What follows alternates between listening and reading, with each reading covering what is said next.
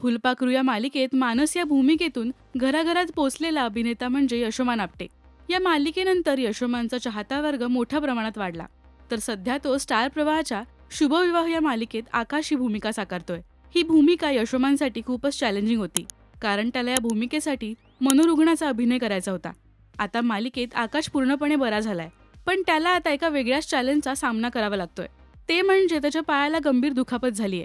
पाय घसरून पडल्यामुळे लिगामेंट टिअर झालाय. वय काहीही असो, पाय कधीही घसरू शकतो, असं मजेशीर कॅप्शन देत त्याने हा फोटो शेअर केलाय.